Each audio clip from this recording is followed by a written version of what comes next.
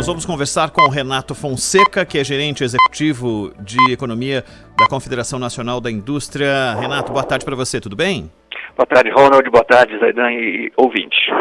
Seja muito bem-vindo aqui. A CNI teve a iniciativa de apresentar propostas, ideias para que o Brasil progrida, para que saia do estágio em que está e com tantos desafios que existem aí pela frente. Em março, a CNI também apresentou propostas, foram 37 propostas, para tentar sair da crise e para alavancar alguma coisa naquele momento. Em que momento as coisas se confundem, sair da crise e também alavancar para novos negócios e dar um salto na economia, coisa que está difícil de acontecer? Olha, a gente tem acho que dois desafios. Um, em termos da indústria, a gente está tendo sucesso. O primeiro desafio é recuperar da crise, né? Então, quando se olha o dado da indústria e do comércio, principalmente o dado varejista que saiu do IBGE, já mostrou um volume de vendas acima do que estava antes da crise. A indústria ainda não superou o que estava antes da crise, mas chegou próximo ali em julho, provavelmente em agosto já está melhor. Os serviços, sim, estão mais devagar. A gente dividiu essas propostas em um período de transição e um período de retomada. E por que isso é importante? Transição é o governo fez todo o esforço de tentar manter emprego, manter renda da população, evitar a falência de empresas, e a gente não pode morrer na praia. Então, exatamente como o governo reviu a questão da bolsa de auxílio emergencial, ele estendeu o prazo também de alguns financiamentos de empresas, a gente precisa que essas medidas sejam retiradas aos poucos. Então, o primeiro conjunto, ele trabalha exatamente nisso. Como é que eu vou tirando esse suporte da economia? E o grande desafio, que eu diria, da economia brasileira e principalmente da indústria, não é só recuperar da crise, é voltar a crescer, né? A gente já não cresce desde a crise de 2014, crescimento de 1%, de 1,5% do PIB. A indústria, na verdade, não cresce desde 2010. Então, o país tem um problema muito sério de competitividade. Por isso que a gente focou nas propostas de retomada do crescimento, exatamente naquilo que vai aumentar a competitividade do país, como reforma tributária, regulação na parte elétrica, gás natural, saneamento básico, ou seja, estimulando infraestrutura. O governo disponibilizou, muita gente reclama que demorou para disponibilizar dinheiro para micro e pequenas empresas. Teve muita empresa que tinha um caixa, conseguiu segurar a onda enquanto esteve fechada, sem nenhuma atividade, sem consumo nenhum. A partir do momento da retomada, as empresas que conseguiram gastar ou passar por essa fase sem demitir ou tentando demitir o mínimo com os recursos que tinha, na volta esperava que o consumo crescesse e com o consumo pagasse as despesas, porque reabrir significa aumentar o custo diário da atividade. Só que para muita gente está representando 10%, 15%, e muitas empresas estão indo atrás de dinheiro para poder bancar isso. Só que o dinheiro acabou e o governo vai ter que criar um novo programa, ou o Pronamp, por exemplo, que em duas situações foi disponibilizada uma baita grana, mas foi tudo para o espaço. Não tem para retomada muita empresa ainda completamente desestruturada para conseguir fazer a roda girar? Esse é exatamente o ponto que eu comentei, que a gente tem as 5 propostas para transição, né? Até porque, mesmo se o consumo tivesse voltado, a gente não pode trabalhar na capacidade máxima da empresa. Tá? Um exemplo fácil da população perceber são os restaurantes. Restaurante tem que ter mesas vazias, né? Tem que ter espaço entre os locais. Dentro de uma indústria também, se você tem um galpão industrial, você não pode botar todos os seus trabalhadores ao mesmo tempo, porque você corre o risco de, se entrar um ainda com a doença, você vai acabar infectando todo mundo e a indústria para novamente.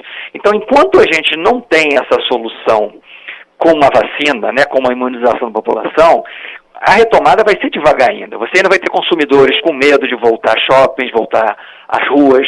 Alguns não têm, mas outros têm. Então você não consegue recuperar o que tinha. Por isso que é importante que essas medidas, na verdade o governo ele criou fundos de garantia, ou seja, quem está fazendo o empréstimo é o setor privado, mas o governo está dando a garantia. É importante que ele estenda isso até, eu diria, até meados do ano que vem. Esses fundos, eles estão com validade até dezembro, mas muitos deles, por exemplo, o Pronamp, que foi um grande sucesso, já teve um aporte novo do governo, já está se esgotando esses recursos, o governo vai precisar ter novos aportes, e manter esses empréstimos até mais ou menos meados do ano, exatamente para essas empresas que conseguiram se manter, que ficaram mais endividadas, não quebrem, né? Porque aí é o que eu falei, a gente acaba morrendo na praia e passa a ter novamente uma dificuldade de voltar a crescer. Zaidan. Ô Renato, boa tarde. Eu estava lendo a proposta de vocês, li grande parte, e ali há ponderações, recomendações relacionados aos grandes problemas nacionais, né? Problema tributário, essa insanidade que é o nosso sistema tributário, o problema fiscal quando se fala em reforma administrativa, porque, aliás, esse é um problema crônico, né? Se não for resolvido, ele vai afetar a solução dos outros problemas e não parece fácil resolvê-lo. E também a questão, você falava, por exemplo, ainda que não tivéssemos, digamos que a pandemia esteja resolvida, controlada, o vírus domesticado, se o Brasil cresce a pleno vapor, como precisa crescer, né, crescer 4,5%, 5% ao ano durante alguns anos, há o problema da energia para esse crescimento, se teremos condições de garantir abastecimento de energia. São gás natural, vocês apontam ali diversas questões que devem ser abordadas com seriedade, com responsabilidade, com inteligência. Agora há um ponto que eu gostaria que você, por favor, esclarecesse melhor o que vocês exatamente estão pedindo, que é nas relações de trabalho, as relações trabalhistas, né?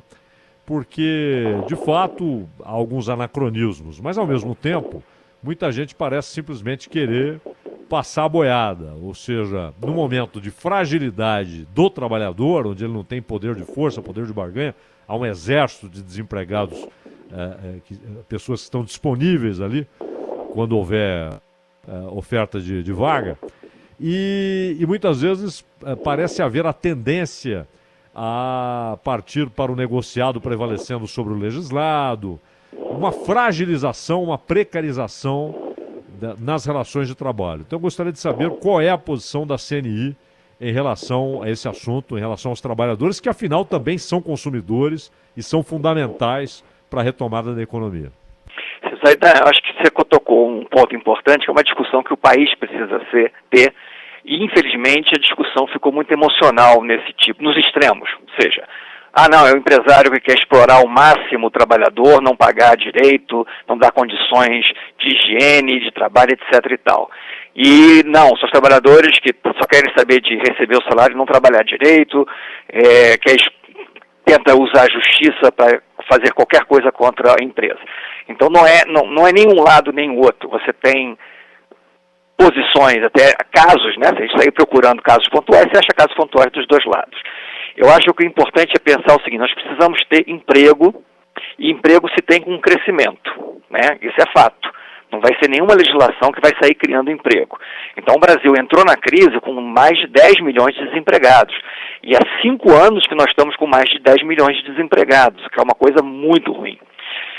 Mas o exemplo da crise na flexibilização, quando a gente fala flexibilização, eu preciso criar contratos de trabalho que dê garantias, né, que deixe o trabalhador ter acesso ao sistema de saúde, ao sistema previdenciário, né, que tenha as suas férias garantidas, mas que dê a flexibilidade do trabalhador, da empresa também, poder se ajustar em crise. Então, por exemplo, um caso muito interessante que foi feito foi exatamente você entrou numa crise, as pessoas começaram a trabalhar em home office. Pela legislação anterior, você não podia fazer isso, tá? Você precisava ter um acordo coletivo. Aí, como é que se faz isso, se você não pode mais receber as pessoas? Então, teve uma medida provisória que permitiu que você fizesse com acordos individuais parte do trabalho em home office. Você permitiu que as empresas reduzissem a jornada de trabalho, reduzindo o salário, né? E o governo aportou parte desse salário com o seguro-desemprego, ou seja, para evitar uma queda de renda muito forte do trabalhador, mas você manteve o vínculo. Então, por exemplo, a gente teve um crescimento de 8 milhões, né, de desempregados que saíram do setor informal, mas no setor formal isso foi 1 a 1,5 no Brasil todo. E teve mais de 9 milhões de trabalhadores que fizeram esses acordos. que você conseguiu manter emprego. Então, na recuperação agora, esses trabalhadores estão voltando, porque eles não perderam emprego, a empresa não perdeu um trabalhador qualificado, que se ela tivesse demitido para achar outro, ela ia ter dificuldade, ou seja, nada garantia que aquele que foi demitido iria voltar para a empresa. Então, você consegue, com essa flexibilização da lei, mas garantindo os direitos básicos, você teve um resultado que foi positivo, tanto para a empresa como para o trabalhador. Então, o que a gente coloca é isso, a gente está entrando num mundo novo, a gente descobriu que dá para trabalhar de home office, né? Não exatamente no chão de fábrica de uma indústria, mas no setor de financeiro, no setor de serviços, né? Então você vai precisar rever essa legislação. Como é que você conta horas extras em home office? Como é que você conta o momento que você para de trabalhar? Então tudo isso vai ter que ser discutido. Então se a gente fugir da discussão, ou as empresas e os trabalhadores vão estar numa situação à margem da lei, né? Ou você vai ter que sair punindo todo mundo e você vai obrigar todo mundo a voltar a trabalhar presencialmente quando você poderia ter ganhos para o trabalhador, por exemplo, não gastar horas no trânsito para chegar no trabalho, tá? E para a empresa que vai economizar também espaço físico, vai economizar algumas coisas da empresa. Então é nesse momento que a gente merece. Teve mudanças na legislação trabalhista lá no governo Temer já, alguns avanços, algumas mudanças que eu diria bastante positivas. Nesse momento de crise a gente fez uma experiência que eu acho que foi muito teve um sucesso bastante grande, desculpa, me faltou a palavra, tá? E a gente está entrando num novo mundo, onde a gente percebeu que é possível essa outra maneira de trabalhar, que a gente vai ter que discutir e ver como a legislação vai manter, né, a questão legal das férias, do direito ao 13º, do direito à previdência e INSS do trabalhador, e o horário de trabalho que ele tem que trabalhar, que não seja excessivo, né? Mas fazendo-se de casa, como é que a gente vai trabalhar com isso? Então é mais ou menos nessa linha que a gente vem colocando, que você ainda tem espaço para melhorar na questão trabalhista, e tem muita coisa também em termos de burocracia, né, que pode ser resolvido, porque a gente tem exatamente um tipo de registro ainda bastante antigo. Renato, a questão tributária discutida no Brasil há décadas, aliás, a gente já tem registros importantes. O professor Nelson Valente, até que sabe muito de Jânio Quadros, já trouxe documentos mostrando discussões a respeito do sistema tributário brasileiro no governo Jânio Quadros. Me lembro bem depois, no governo Sarney, quando também existia uma espécie de consenso de que era preciso reformar o sistema tributário brasileiro. Mais de 30 anos depois, continuamos discutindo um modelo tributário que seja pelo menos razoável, porque o nosso é insano, né? E a indústria, que, como você falou, há 10 anos sofrendo, né, com as circunstâncias econômicas e tal, e também com esse sistema tributário. O que o setor industrial espera e reivindica em relação à reforma tributária? Bom, primeiro, realmente você tem razão, tá? Acho que antes de eu começar a trabalhar nessa área, eu já estou há bastante tempo aqui, há mais de 20 anos, já se discutia isso, e também se discutiu no Fernando Henrique, também se discutiu no governo Dilma, né? Tem vários projetos, grande maioria nascendo no Congresso. A diferença nesse momento é que a gente acha que o Congresso está mais, a discussão já está mais madura, tá? Existe uma vontade maior de vários atores nessa reforma. O que a indústria está pedindo nessa reforma? Esse é um dos grandes problemas que faz com que a indústria não consiga decolar nesse país nos últimos anos. Você tem, primeiro, um sistema tributário onde, quanto mais você anda na cadeia produtiva, mais elaborado, você paga mais tributos, porque tem tributos que você não desconta e isso vai acumulando. A indústria hoje paga mais tributos do que serviços do que agricultura. Então a primeira coisa é a gente precisa ter um tratamento igualitário entre os segmentos. Ou seja, vamos todos pagar tributos, mas vamos todos pagar tributos iguais dentro do que a gente adiciona, né, no processo produtivo. Uma outra coisa é o IVA, né, que é o Imposto de Valor Adicionado, que exatamente que permite esses créditos e débitos, para você não pagar pelo minério, depois pagar de novo pela chapa de aço, depois pagar pela porta do carro e depois pelo carro. Esse imposto de valor adicionado, ele só cobra o tributo sobre aquilo que aquela empresa adicionou ao produto. Então, se ela botou mais um parafuso, ela vai pagar tributo só sobre o parafuso.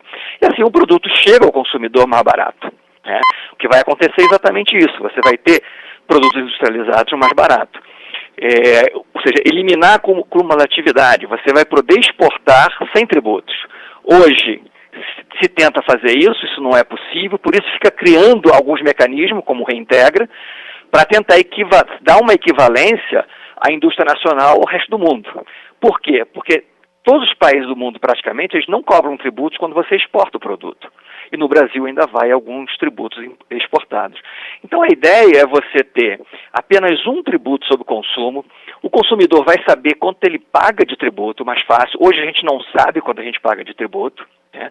O tributo alinhado entre as empresas e com muito menos burocracia, que é um outro problema que a gente tem, que é você comete vários erros, existe uma disputa muito grande entre várias empresas e a Receita Federal, não porque necessariamente o cara não quer pagar tributo, mas ele às vezes preenche errado, porque a legislação muda muito e são vários tributos. Né?